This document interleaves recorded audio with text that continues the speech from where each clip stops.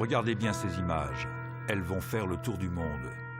Ces rats ont été nourris de maïs transgénique pendant toute leur vie. Les tumeurs qui les affectent sont énormes.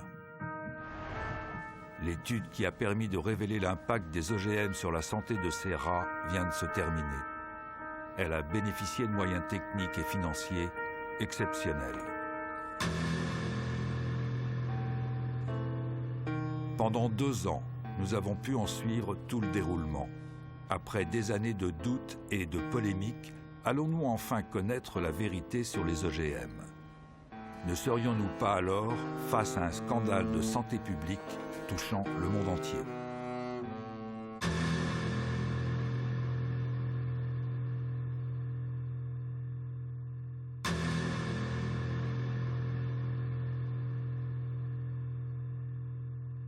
Donc c'est la plus longue et la plus détaillée des études à ce jour sur un OGM.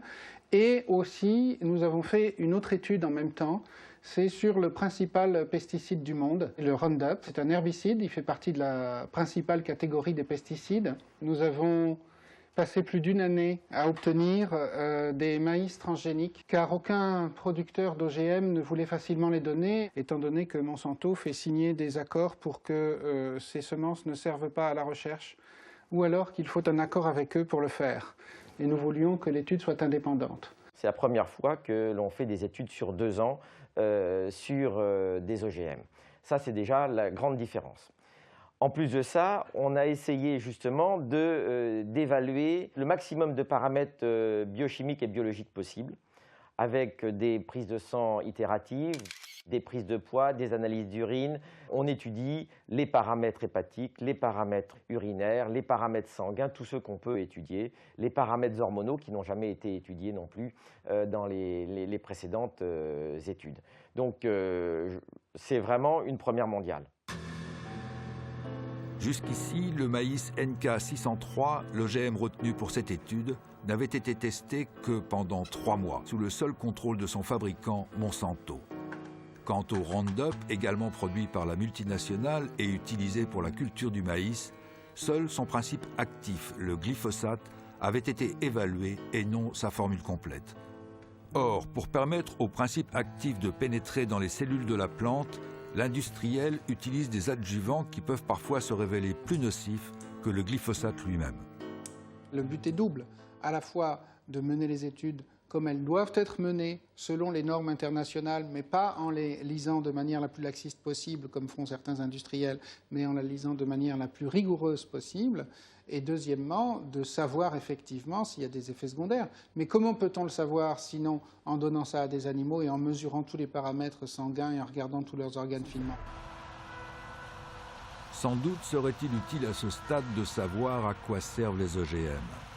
C'est le plus souvent une plante qui a été conçue soit pour produire son propre insecticide, soit pour être tolérante à un herbicide qu'elle pourra recevoir à dose massive sans mourir. On comprend bien l'intérêt pour l'agriculteur. Il pourra par exemple épandre du Roundup sur son champ, toutes les mauvaises herbes disparaîtront, seul restera l'OGM cultivé. On comprend moins bien l'intérêt pour le consommateur qui risque, lui, d'avaler un produit devenu une véritable éponge à pesticides. D'où l'importance de pouvoir évaluer l'OGM et les résidus qu'il contient, et le pesticide seul. Alors pourquoi ça n'avait jamais été testé? Parce que les compagnies, elles faisaient leurs tests soit avec l'OGM traité au Roundup, comme il se doit, et donc on ne pouvait pas différencier l'effet OGM de l'effet Roundup, soit elles faisaient, sans le préciser, le test sur l'OGM. Il n'y avait pas vraiment de standard à ce niveau. Donc ce que nous avons décidé de faire, c'est enfin tordre le cou à la question « est-ce dû à l'OGM ou est-ce dû aux pesticides ?» Alors que pendant plus de 10 ans, les commissions nationales ne se préoccupaient pas de l'effet pesticide. Ainsi, l'Europe n'exige même pas que des tests de toxicité chronique soient menés systématiquement sur des animaux. Et quand elle le demande, ce sont les industriels qui décident eux-mêmes du protocole à utiliser. La pomme de terre Amflora, par exemple, n'a été testée que sur un groupe de 30 rats, dont 10 seulement consommaient l'OGM. Les maïs de Monsanto ont été testés sur 400 rats. 80 étaient nourris avec la plante transgénique, mais seuls 40 ont été analysés au niveau de leur sang. Dans tous les cas, aucune de ces études n'a dépassé 90 jours. Alors, ce que vous remarquez sur ce résultat, c'est que on a des groupes de rats, des mâles et des femelles, qui mangent des OGM au Roundup ou du Roundup. Chaque fois qu'on monte une marche d'escalier, c'est un rat qui meurt. Et vous voyez, la limite est à 10, puisqu'on a 10 rats par groupe. La courbe en pointillé, on voit que ce sont les femelles du groupe normal qui mangent le régime tout à fait normal et qui meurent. Donc voilà, seulement 2 animaux qui meurent de mort spontanée au bout, globalement, de 550 jours. Par contre, toutes les femelles qui mangent des OGM ou qui mangent des OGM traités au Roundup ou qui boivent du Roundup meurent davantage que les rats normaux. Alors après, on peut nous dire, est-ce que c'est statistiquement significatif? Nous, ce qui nous intéresse, c'est que là, on meurt 6 fois plus dans ce groupe-là que chez les contrôles. Donc on a une augmentation de 600%. Il n'y a même plus besoin en biologie ou en médecine de statistiques à ce niveau. Un point important à soulever quand même pour la compréhension, c'est que vous savez que toutes les études faites sur des rats sont des études faites sur 3 mois. Et comme par hasard, là, on ne voit aucun trouble apparaître avant 3 mois. Les premiers troubles apparaissent au 4e mois. Ça, c'est fondamental. Ça veut dire que des études sur 3 mois ne servent à rien. Exactement. Si ce n'est à donner de bonne conscience. L'équipe du professeur Seralini a disséqué chacun des 200 rats pour analyser exactement ce qui affectait leurs organes.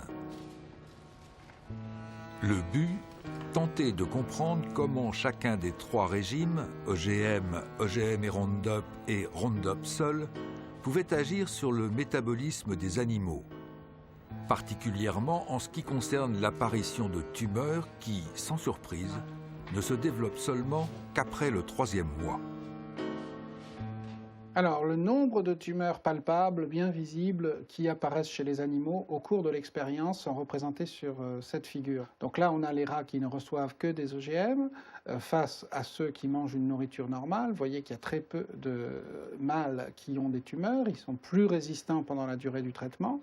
Donc ce que nous remarquons sur ces figures, c'est que chaque fois qu'on monte une marche d'escalier, ce sont des grosses tumeurs qui font au moins 17 mm sur 17 mm, ce qui veut dire que pour le rat, pour montrer des photos, c'est énorme, hein. Ça peut être l'équivalent d'une tumeur grosse comme ça chez l'homme, hein. Énorme.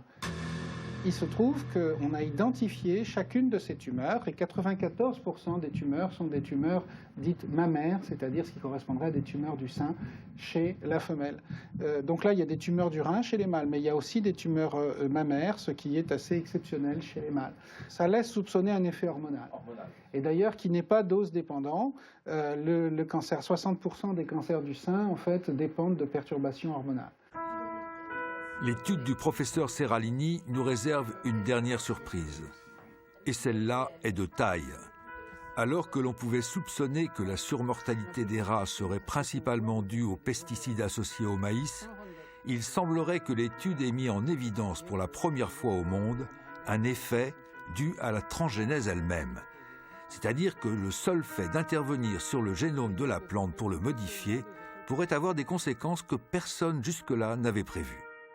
De quoi remettre en cause toutes les conceptions scientifiques ayant conduit à l'invention des OGM. On n'avait jamais testé le Roundup lui-même pendant 2 ans.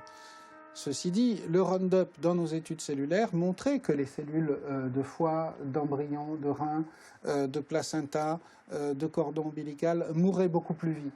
Donc là, on peut dire que globalement, on a cette surmortalité OGM et Roundup. Mais ma plus grande surprise, ça a été de constater cette surmortalité pour l'OGM tout seul, sans Roundup. C'est-à-dire que les OGM faisaient mourir plus vite et plus fort les femelles et même certains mâles que le régime contrôle. Et donc, il y a là un effet qui peut être dû soit au gène de l'OGM qui s'est mal inséré dans la plante et qui a perturbé le reste, soit un effet métabolique secondaire. Une modification d'une céréale ou d'un maïs OGM, en fonction des gènes insérés pour le transformer en OGM, peut avoir des résultats différents. C'est-à-dire que ce n'est pas parce que cet OGM-là a cet effet-là que tous en auront, et il y en a peut-être qui en ont bien plus d'effets. Ça, c'est quand même marquant, c'est que ces 7 OGM que mangent les Américains Voilà. et cet OGM que nous importons et que les agences européennes, y compris françaises, ont autorisé à l'importation et à la contamination de l'alimentation.